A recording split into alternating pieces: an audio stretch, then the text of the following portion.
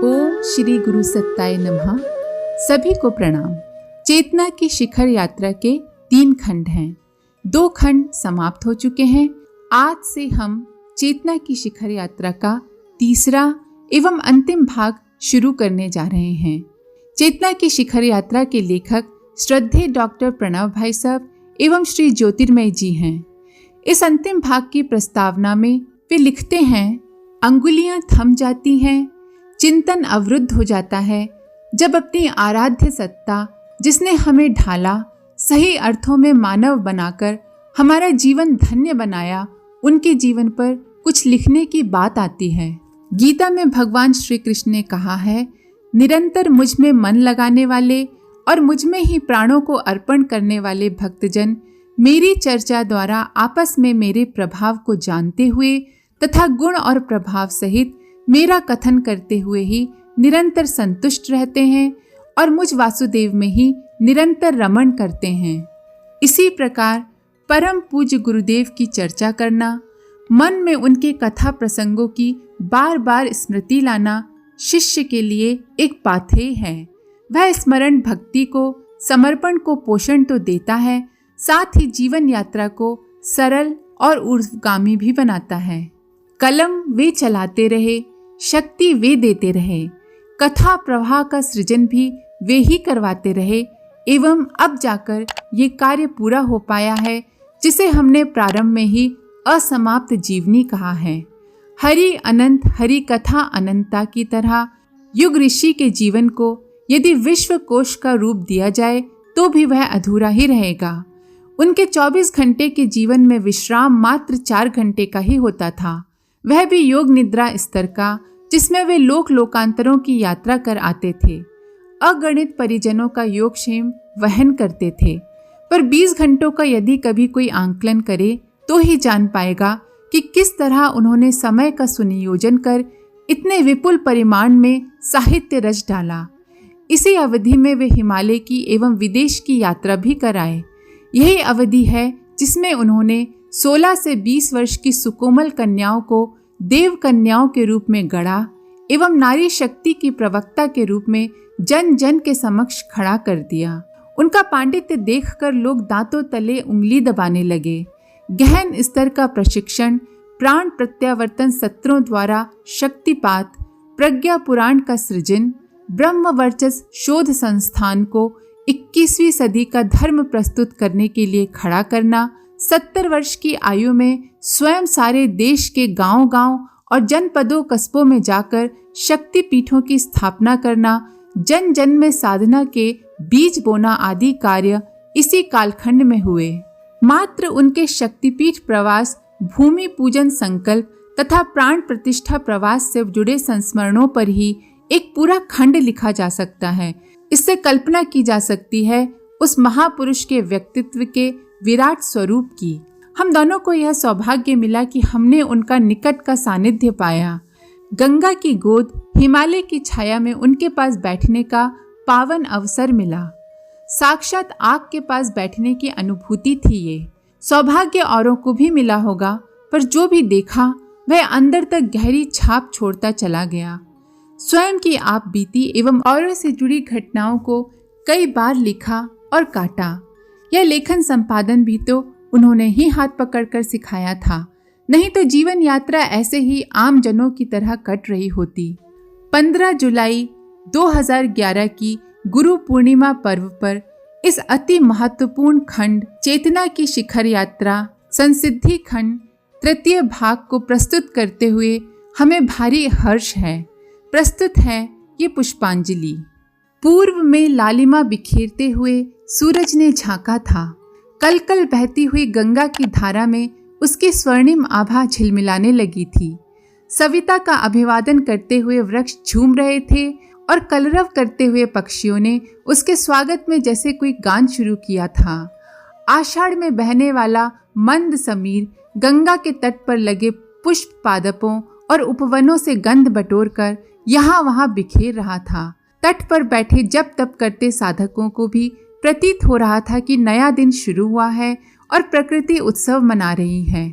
उत्सव के रंग हरिद्वार के सप्त सरोवर क्षेत्र में बने शांति कुंज में पूरी छटा के साथ बिखर रहे थे। वहां उत्साही साधकों का समूह एकत्रित हो रहा था। लोग आते ही जा रहे थे। पहले आए साधक आश्रम में जहां जगह मिली ठहर गए थे और नए आगंतुक प्रवेश द्वार पर कुछ देर ठिठक कर आश्रम की ऊपरी मंजिल की ओर दोनों हाथ उठाकर प्रणाम की मुद्रा में खड़े हो जाते, कुछ देर रुकते और फिर आगे बढ़ जाते। यह 21 जून 1971 की सुबह थी। अभी हाल में ही बनकर तैयार हुए शांति कुंज में उत्सव का माहौल था, शांत उत्सव। लोग उत्साहित थे, आतुर भी, लेकिन उनकी उपस्थिति कोई कोलाहल नहीं रच रही थी। वे कुछ समय और अपने इष्ट आराध्य के सानिध्य में रह लेने की आकांक्षा से यहाँ पहुंचे थे। 5 दिन पहले मथुरा में आरंभ और कल ही संपन्न हुई विदाई सम्मेलन से परिजनों तक यह संदेश अच्छी तरह पहुंच गया था कि गुरुदेव से मथुरा में अब भेंट नहीं हो सकेगी। बहुतों को तो ये भी लग रहा था कि गुरुदेव से अब कभी भेंट नहीं हो सकेगी। गुरुदेव ने अपने संदेश में यद्यपि कहा था कि वे प्रत्यक्ष रूप से जा रहे हैं, लेकिन परिजन उन्हें हमेशा अपने आसपास ही अनुभव करेंगे। मथुरा में और क्षेत्र में वे सशरीर नहीं होंगे, लेकिन उनकी उपस्थिति और सन्निधि अब की तुलना में और गहन रहेगी। इस आश्वासन के बावजूद भावुक स्तर के परिजन शांति कुंज पहुंचे थे। उनमें कुछ तो विदाई सम्मेलन का उद्बोधन पूरा होते ही यहाँ आ गए थे। गुरुदेव और माताजी कल शाम ही 8 बजे के आसपास शांति कुंज पहुंचे थे। यहाँ पहुंचते ही माताजी ने अखंड दीपक की स्थापना की थी। पहली मंजिल पर बने गर्भगृह में आदि शक्ति वेद माता की छवि पहले ही विराजित थी। अखंड दीपक की स्थापना के समय वहां गुरुदेव और माताजी के साथ देव कन्याएं थीं। नीचे परिसर में मथुरा के विदाई सम्मेलन से और सीधे क्षेत्र से आए परिजन हाथ बांधे गायत्री मंत्र का जप कर रहे थे। भाव जगत में गहरे उतर गए परिजनों ने अनुभव किया कि वे भी अखंड दीपक के सामने खड़े मात्र सत्ता की आराधना कर रहे हैं। मार्गदर्शक सत्ता के प्रतीक दीपक का आलोक उन्हें भी सराबोर कर रहा है। परिसर में जब ध्यान कर रहे परिजनों में से कुछ ने आकाश की ओर नजरें उठाई और देखा नभ मंडल में तारे टिमटिमा रहे हैं। अमावस्या से 1 दिन पहले की निशाने काली चादर ओढ़ ली है और उस पर टके हुए तारे इस तरह झिलमिला रहे हैं जैसे कोई देवी सत्ता इस क्षण की साक्षी बन रही हो। शांति कुंज में जो क्षण घट रहा था उसे देखकर वह सत्ता मानो पुलकित हो रही हो। परिजन जब ध्यान में निरत थे कि यकायक आकाश में जैसे बिजली कौंधी, उसका तेज प्रकाश परिसर में लपका और बादलों की गड़गड़ाहट सुनाई दी। क्षण भर पहले तो आसमान साफ था, बादलों की एक हल्की सी टुकड़ी भी नहीं थी। कृष्ण पक्ष की चतुर्दश मास शिवरात्रि की उस निशीथ वेला में क्षण भर पहले रात्रि की देवी आनंद मनाती दिखाई दे रही थी। क्षण भर बाद ही पता नहीं किस दिशा से बादल आ गए और गरजने लगे। विद्युन मालिका के रह रहकर कौंध जाने का रहस्य भी परिजनों को समझ नहीं आया। जानने के लिए उन्होंने आंखें खोली और आकाश की तरफ देखा। वहां उन्हें विचित्र दृश्य दिखाई दिया। बिजली की चकाचौंध लुप्त हो गई थी और तारों की चमक भी फीकी होने लगी थी। वे दिखाई दे रहे थे, इसका आशय था कि बादलों ने तो अपनी उपस्थिति कहीं भी नहीं बनाई थी।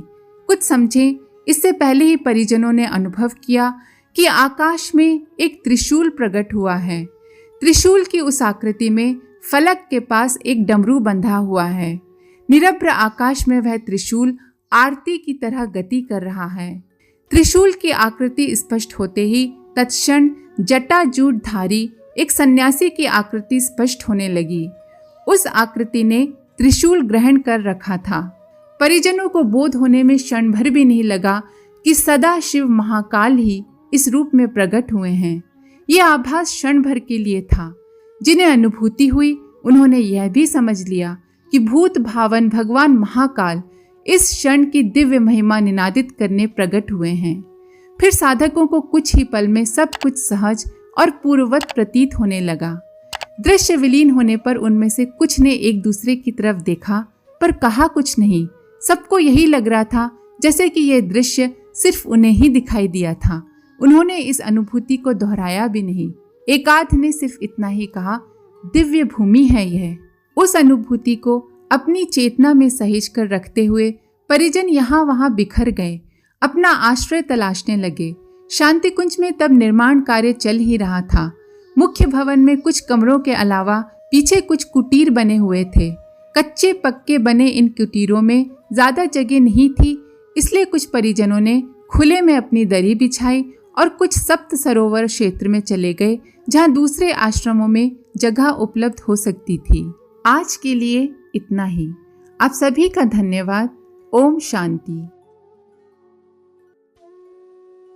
हमारे YouTube चैनल को सब्सक्राइब करें और बेल आइकन को दबाकर ऑल पर क्लिक करें ताकि नोटिफिकेशंस आपको मिलती रहें।